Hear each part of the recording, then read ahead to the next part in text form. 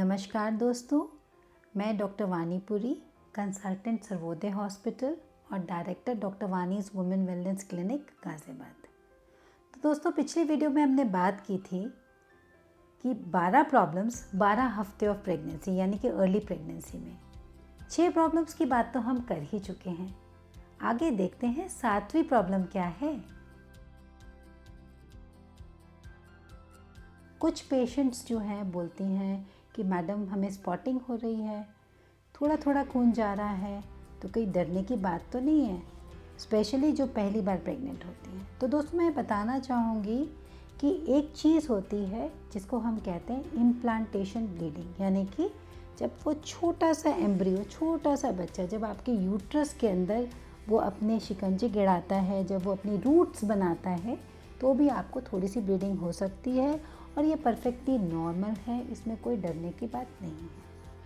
अब डरने की बात कहाँ पे है? डरने की बात ये है कि अगर आपको ब्लीडिंग हो रही है और वो पेन के साथ हो रही है, पेन यानी कि वो आपको वार्निंग दे रहा है, प्रेगनेंसी आपको वार्निंग दे रही है कि समथिंग इज़ रॉन्ग।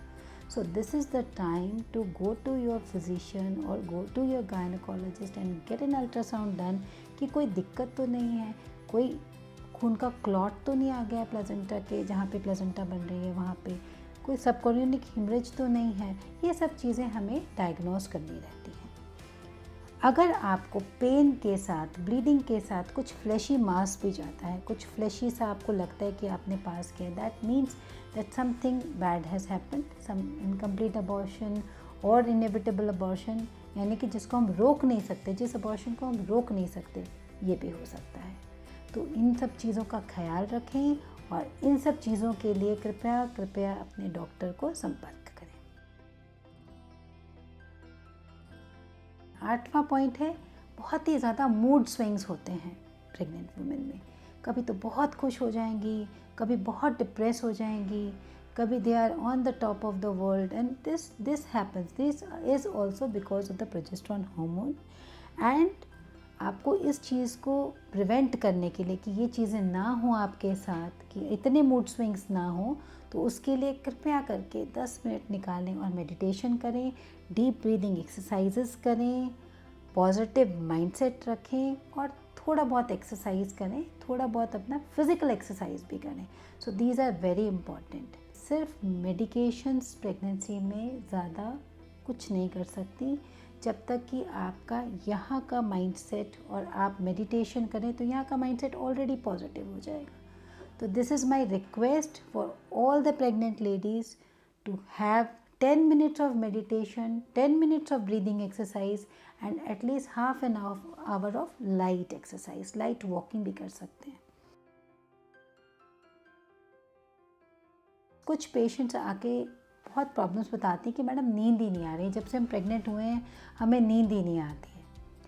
तो नींद क्यों नहीं आती है? नींद इसलिए भी नहीं आती है कि एंग्जाइटी होती है, अब आगे क्या होगा, कैसे होगा, अब कौन सा अल्ट्रासाउंड होगा, अब वो टीक आएगा या नहीं आएगा। तो इतनी एंग्जाइटी होती है, इतने सारे क्वेश्चंस होते हैं आपके कि आपको आपका जो ऊपर का चैम्बर है ना, नर्वस सिस्टम, वो बिल्कुल एक्साइटेड रहता है।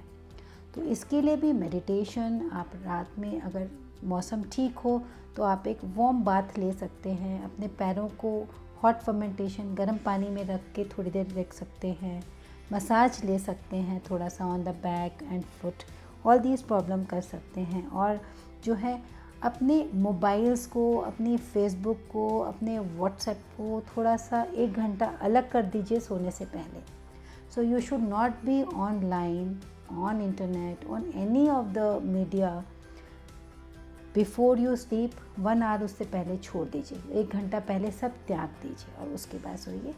अगर आपको फिर भी नींद नहीं आती है तो एक लाइट म्यूज़िक आप लगा सकते हैं, जिसके कारण जो है आपका जो नर्वस सिस्टम होता है वो थोड़ा काम होता है, पीसफुल होता है, आपको नींद आने में ज़्यादा प्रॉब्लम नहीं होती है। बहुत पेशेंट, सारे पेशेंट ऑलमोस्ट कहते हैं कि there is a heaviness in the breast. So I will be very happy to tell you कि ब्रेस्ट का भी डेवलपमेंट होता है ड्यूरिंग प्रेगनेंसी, क्योंकि बाकी के और भी हार्मोन्स होते हैं, ईस्ट्रोजन है, प्रोजेस्टेरोन है, प्रोलैक्टिन है, ये सब रेज होते हैं और इसमें जो ब्रेस्ट का ग्लैंडुलर सिस्टम, अब बच्चा होना है तो बच्चे होने के लिए लैक्टेशन यानी कि दूध पिलाने की भी ज़रूरत पड़ेगी। तो प्रकृति ने पहले से ही जो है उसका इंतज़ाम किया हुआ है। ब्रेस्ट डेवलपमेंट होता है, इसके वजह से आपको थोड़ी सी पेन हो सकता है, टेंडर हो सकती है ब्रेस्ट। पर यहाँ पे मैं आपको ये एक इन्फॉर्मेशन देना चाहूँगी कि आप ब्रेस्ट को जो है मॉइस्ट रखें, ऑयलिंग करें उसकी। आप अपनी निपल्स को देखें, कोई निपल्स रिट्रैक्टेड तो नहीं है, यानी कि अंदर तो नहीं गई हुई, क्योंकि बाद में जब बच्चा पैदा हो जाएगा तो आपको स्तनपान कराने में दिक्कत होगी। अगर ऐसा है यानी कि रिट्रैक्टेड निपल्स हैं, आपके निपल्स अंदर की तरफ गए हुए हैं, तो प्लीज़ प्लीज़ अपने गायनेकोलॉजिस्ट को बताइए, वो आपको इसका तरीका बताएंगे कि क्या करना है। उसके बाद निपल और ब्रेस्ट की केयर भी करिए, क्योंकि कई बार देखा गया प्रेगनेंसी में ही ब्रेस्ट और निपल का इन्फेक्शन हो जाता है। So you should take a good hygiene of your breast also during pregnancy. Patient बोलते हैं मैडम वेट नहीं बढ़ रहा, क्योंकि हम हर 3 हफ्ते जब मरीज़ों को देखते हैं तो उनका वेट तो लेते ही हैं, ब्लड प्रेशर तो लेते ही हैं। तो ब्लड प्रेशर कम आ रहा है मैडम और वेट बढ़ नहीं रहा, क्या करें? वेट तो बढ़ ही नहीं रहा, बच्चा ठीक होगा या नहीं होगा पता नहीं। देखिए, बच्चा तो अपना डेवलपमेंट के लिए न्यूट्रिशन आपसे ले ही लेगा। आपको न्यूट्रिशन लेना है, आपको खाना खाना है। डाइट के लिए बारे में भी लोगों का भ्रम है, मिथ है कि जी आप प्रेग्नेंट हो 2 लोगों के लिए खाइए, इतना खाइए कि 2 लोग खाते हैं। नहीं, दैट इज़ रॉन्ग। सिर्फ 300 कैलोरी ज़्यादा ज़रूरत होता है, तो आप जितना खाते हैं उसका आप 1/4 थोड़ा सा बढ़ा दीजिए। जो आप खाते हैं उसका 1/4 बढ़ा दीजिए प्रेगनेंसी में, दैट इज़ इनफ।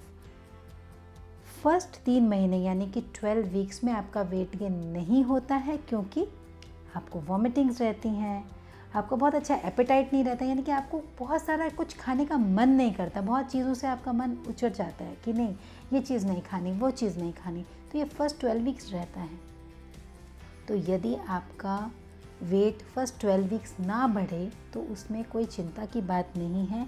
बच्चे का डेवलपमेंट नॉर्मल होता है, कोई दिक्कत नहीं है। तो नहीं बढ़े तो 12 हफ्ते के बाद बढ़ना शुरू हो जाएगा, इसकी चिंता ना करें। अगर ज़्यादा वॉमिटिंग हो, कुछ और दिक्कत हो तो प्लीज़ अपने डॉक्टर को संपर्क करें। अदरवाइज़ वेट गेन कोई कंसर्न नहीं है फर्स्ट 12 वीक्स के अंदर। अब आते हैं 12वें पॉइंट पे, जो कि बहुत बहुत इम्पॉर्टेंट पॉइंट है। वो पॉइंट मैंने रखा है एक्सीडेंटल प्रेगनेंसी, यानी कि आप प्रेगनेंसी नहीं चाहते हो और किसी कारणवश, फेलियर ऑफ एनी कॉन्ट्रासेप्शन के कारणवश आपका जो है आप प्रेग्नेंट हो गए हो।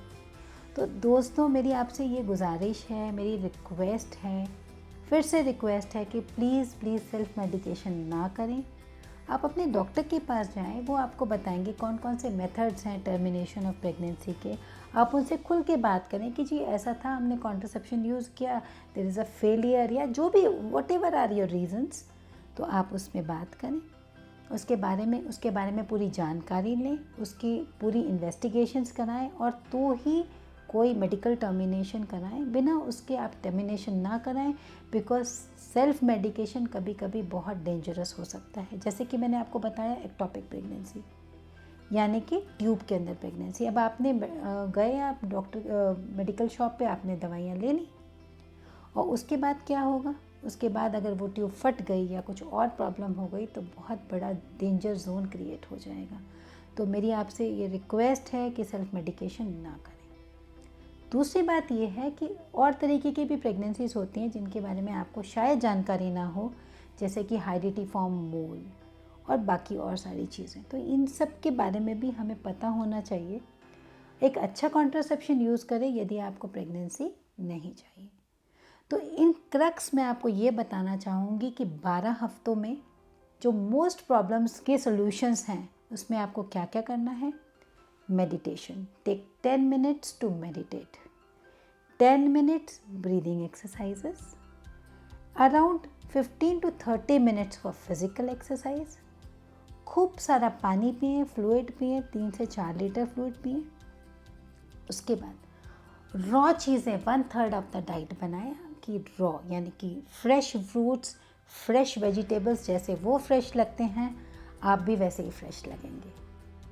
अगर ये वीडियो आपको पसंद आई हो, आपको लाभदायक हो, तो कृपया कर इसको लाइक करें, चैनल को सब्सक्राइब करें और आप अपने भी सजेशंस दें कि आगे हम और किन किन टॉपिक्स पे वीडियो बनाएं। इसी के साथ मेरा बहुत बड़ा नमस्कार। Thank you very much. धन्यवाद।